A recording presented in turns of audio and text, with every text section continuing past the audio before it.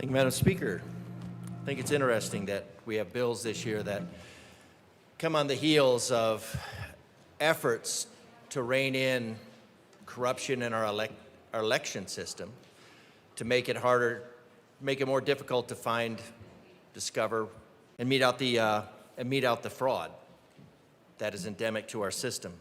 And now we have one that is a direct attack on the First Amendment. It seems like this is coming on the heels of a very successful series of ballot initiatives which not only challenge and are affront to the rulings, the dictates of this body, but they're also an affront to the industry of ballot initiatives, the industry of collecting those signatures. And so the idea seems here to be to make this more difficult, and this is a First Amendment right. And your job here is to secure these rights, to secure these certain, which means guaranteed, not among of, not a selection of, these certain, self-evident, creator-endowed rights. These rights that come from above government, and one of those rights that we've specified is the right to petition your government.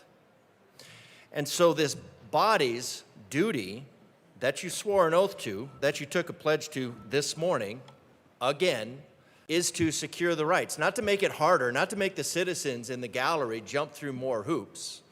Because again, let's look at the way this building is situated. Not only do we have all these columns here that are testaments to truth, but the gallery is above the floor.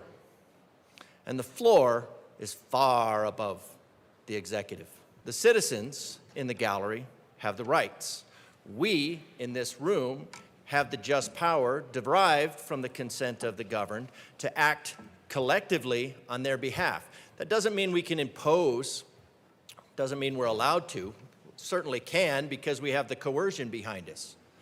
And you use that coercion every day with every new law. Representative DeGraaf, careful not to impugn the motives or actions of others. Thank you. I did not know I was stepping into motives. I thought I was dealing with facts. Because if a good intention was a good idea, it wouldn't need a gun. And everything we deal with in here requires a gun. So this body, the just powers of this body are derived from the consent of the governed.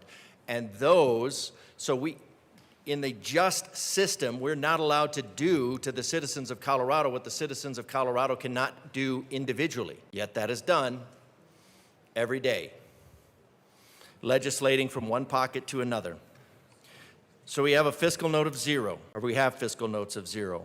We'll see in the supplementals, that was just mentioned. Sorry about that, that was in my notes. But we have an issue here with requiring the citizens of Colorado to balance the budget and to delve into the budget. If they've gone through the hoops, which are making higher and more numerous, if the citizens of Colorado can navigate that gauntlet, then you say, well, now you have to do the budget process. But what you're really doing is you're creating a two-subject, because you're not only saying what do you advocate that the citizens prioritize, but you also have a separate bill in there that's combined that says, okay, now you have to take it from this other one. So you really have two ballot initiatives in one. Unless you're going to say, well, that ballot initiative has to come out of the same pot of money, which now you're creating a conflict of interest for the citizens of Colorado. Because what you're saying is that the ideals of this body,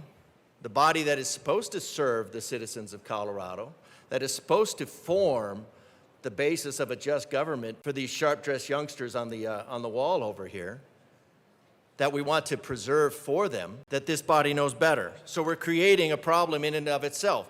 And we're asking the citizens of Colorado to delve into a budget that this room can't even balance. This room has blown through billions of dollars worth of surplus, and then hidden billions of dollars in certificates of participation.